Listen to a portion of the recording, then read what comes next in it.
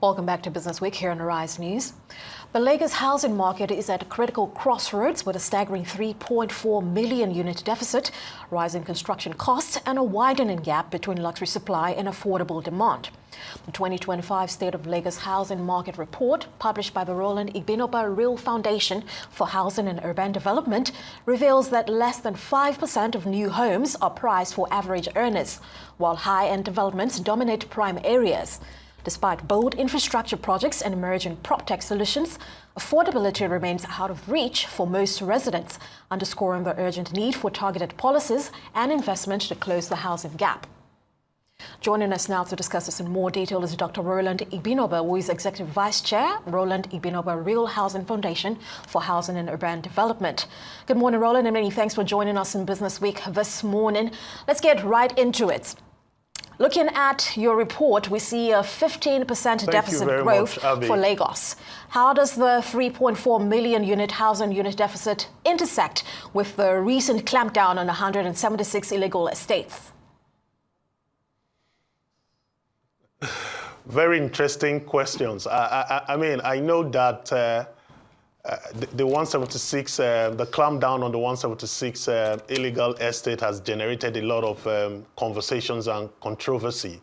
But let's talk about the housing deficit first of all. So in 2016, when we had the second edition, when we did the second edition of the State of Lagos Housing Market Report, the deficit as at then was 2.9 million units. Today, it is 3.4 million units, and that's a 15% increase, as you have rightly alluded to.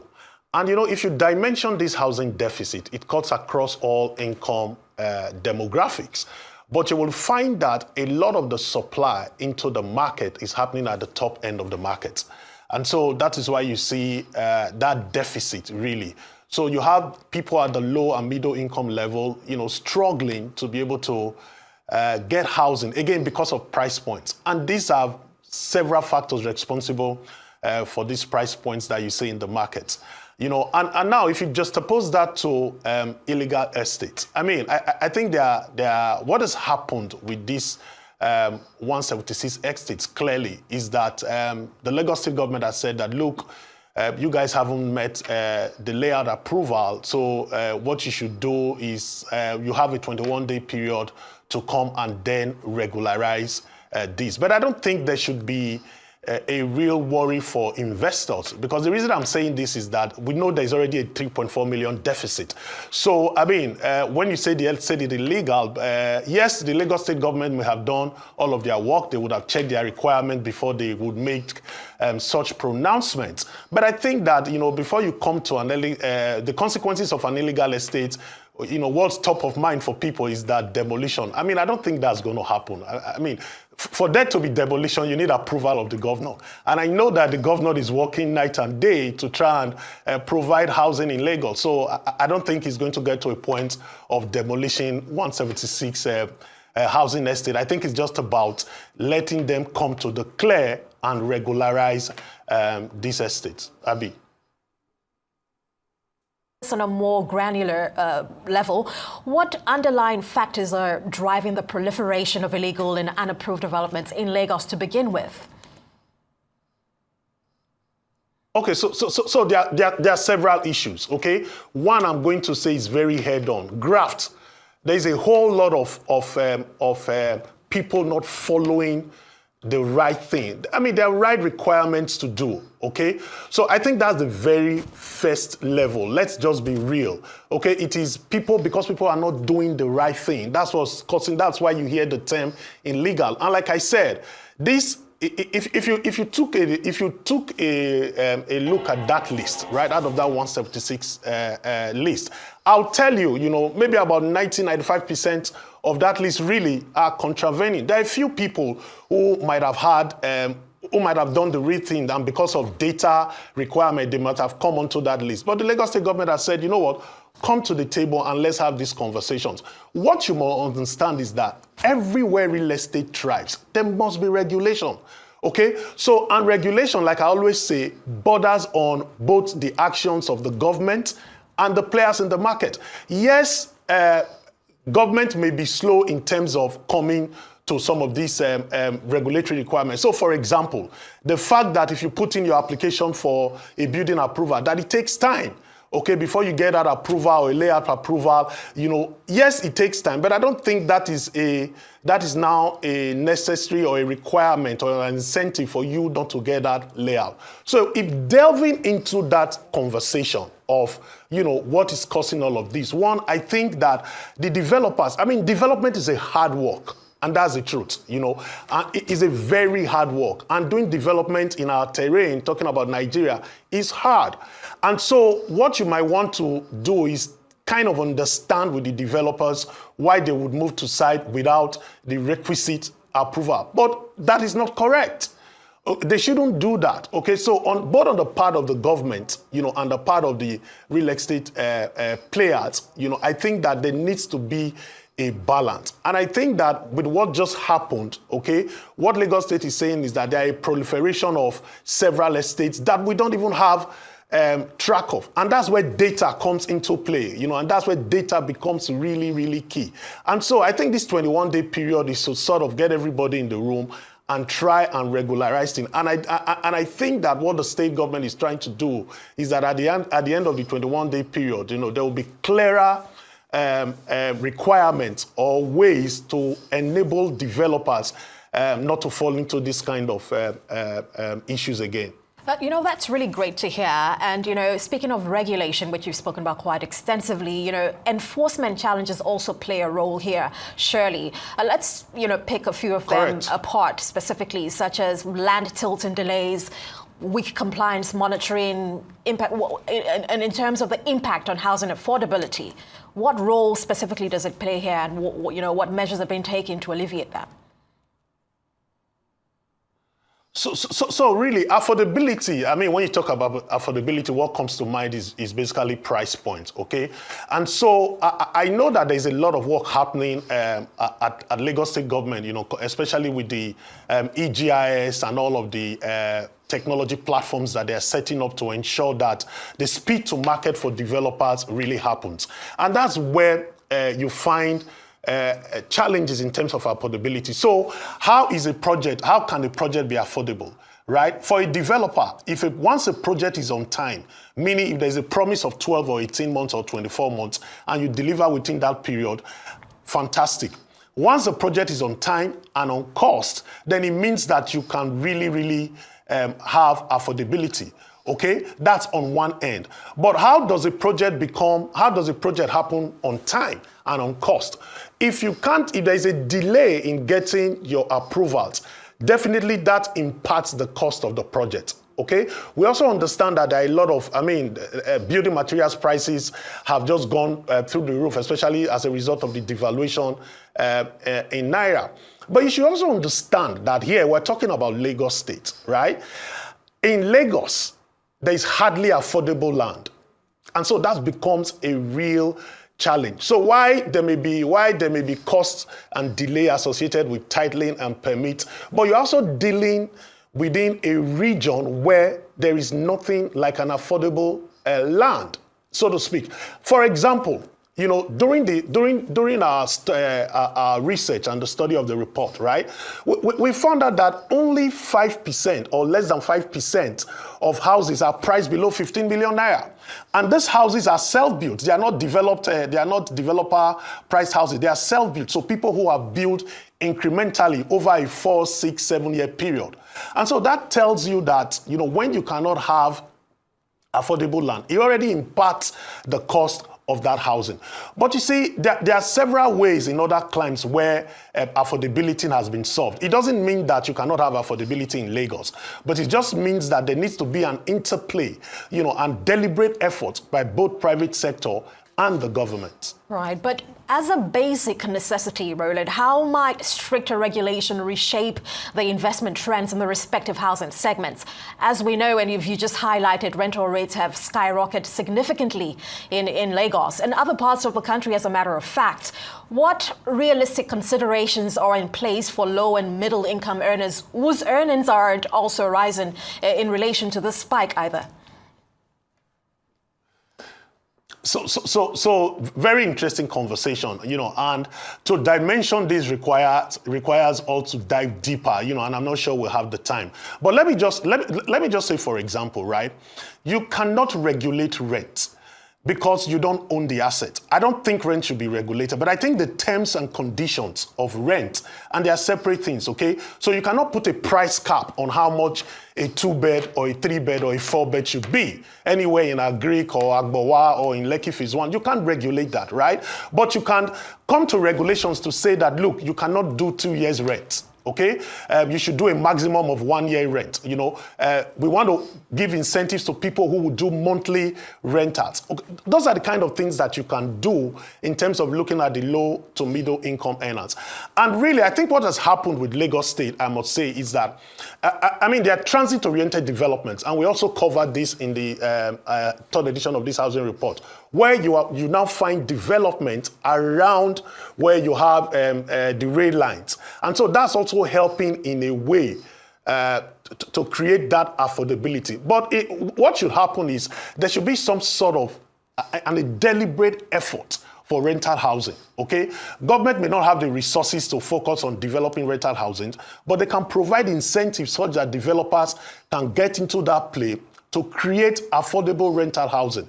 But all of this will require a lot of financial dynamics to be able to understand the play that would attract private sector into rental housing. But you're correct, a lot of the low to middle income are priced out of the market. And also the reason for this is also because of the influx of new developments focusing on Airbnb and short-let apartment. For example, we found out that, today, now we know that from the report, we know that home ownership right now is 23% in Lagos.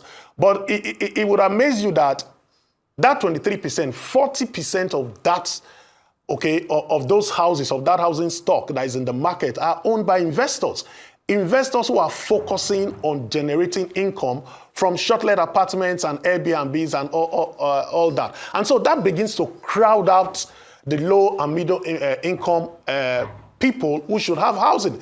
Because now, rather than doing 1 year tenancy, people like to do the day, weekly, daily, weekly, or monthly rates. And that brings a lot more yield for the investors. And as a result, that sort of crowds out rental housing for low to middle income earners. All right, that's a very important observation there. With reference to your report again, and with the understanding that Lekki, for instance, is no longer regarded as a true luxury enclave, in light of recent developments, of course, what does this signal about market dynamics and buyer perception? So interestingly, right, what we did to come to that conclusion, okay, and like I always say, it is arguable. People can argue it, but we have data to sort of back what we have said about Lekki not being luxury. Okay, there are indices for luxury. For example, one of the global best practice or one of the global standards for luxury allocation is the quarter of expatriates who are investing in that location. Okay, so because there's no time to dive into the indices of luxury, right? When we plotted a graph, okay, looking at Lekki, looking at Victoria Island, looking at Ikoyi, looking at Banana, and looking at Eco Atlantic, right? On that map, right, we could only find, based on the indices that we use, we could only find Eco Atlantic, Ikoyi, Banana, and VI. And so Lekki didn't show up anywhere on that map. And there are several factors, like I just gave one. Quarter of investment, okay? What's the kind of quarter of foreign expatriate investment, okay? What's the influx of people buying in that location who are non-Nigerians, And to do this, like I said, there are several indices. So if you look at what kind of infrastructure is in Lekki, when it rains, okay, how long does it take to drain? Okay. So there are several indices that you can use to quantify that. And when you now start to look at how does this shape market dynamics, Lekki is premium, no doubt. By any standard, Lekki is premium, okay? So when you look at the market dynamics, it also just means that what you're going to find is that people will start to move towards the Epe, Ibeju-Lekki area, where you can have developments that are now being enforced in terms of the kind of communities that they are creating. That's what you would find, okay? But in terms of proximity, proximity to commercial activities, you can still consider Lekki as very prime. But again, let me also tell you that it's a major hub also, again, for short-let renters. And so you find that a lot of the redevelopment that is happening within the Lekki axis are focused on investor-type development that are focused also on Airbnb. What does that mean? It means that someone who was on a year or 2-year tenancy will be evicted very soon because the landlord wants to give that to an Airbnb or a short-let investor who will generate more yields for him. There's some strategic investment decisions there as well for the Lekki area. Let's talk about mortgage financing. This is a conversation or a topic that very little knowledge is out there about. What barriers could still prevent low and middle income earners from accessing this mortgage finance, that is? I mean, interestingly, there's good news now with the mortgage finance, right? I think mortgage affordability, one major factor is about interest rates, okay? Is interest rates. And as you would know or not know, okay, the government has several institutions focusing on mortgage, okay? You have the Federal Mortgage Bank of Nigeria, who's playing at 6% interest rate per annum. And recently you have the MRIF, which is a Mofi Real Estate Investment Fund, who has just recently brought down their mortgage rates to 9.75, and that has sort of crystallized a lot of activities in the market. Okay, I think recently I also just learned that the MRIF have even reduced the equity contribution for their housing to 10%. But you see, this is on a 250 billion naira investment at the first instance. At an average price of 100 million naira, that's 2,500 units. Okay, so imagine 2,500 units against a 3.4 million units deficit. If you dimension this, it just tells you the enormous funding requirement in the market. With 250 billion naira of the MRIF, and I also understand that there's more coming on the pipeline, we've seen a flurry of activities around development, okay, whether it is around the Badagry area or in the Ibeju-Lekki area, where you have different affordable housing projects coming up who are now keen into the MRIF plan, because I think with under 100 million naira, if there are houses that are under 100 million naira, they can key into the MRIF. And you see several developments, several developers doing houses, under this amount, just so that they can benefit from the 9.7% interest rate. And you say, and that is helping mortgages. So you find developments done by like Netcom Oaks, Xylos, Havana, is it the Havana Phase 1 and Phase 2, and some other developers, okay, who are coming into the stream, developing low to middle income houses that falls within that range of the MRIF. Of course, I know people would argue, is 100 million naira affordable? Yes, it is not affordable, but you see, the way housing works in every climb is that you want to close the gap, okay, that can be closed as fast as possible, and then allow the benefits of closing that gap trickle down the market.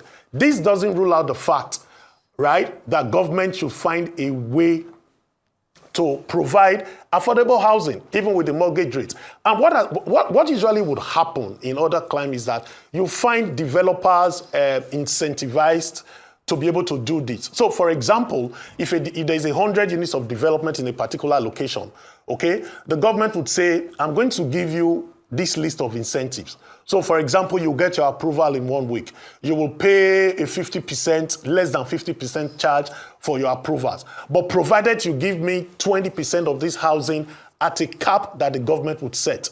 That way, government begins to create an aggregation of affordable housing that the low to middle income earners can key into. Right, that would be certainly very pertinent. I mean, what immediate policy actions could most effectively close the gap between housing supply and demand? That would be really great to know. I want to thank you so much, Dr. Roland Igbinoba, for joining us on Business Week today. We'll see you again very soon. Well, that's all we have time for on today's show. I am Abby Olawi. Let's continue the conversation on X. Do have a lovely rest of the weekend.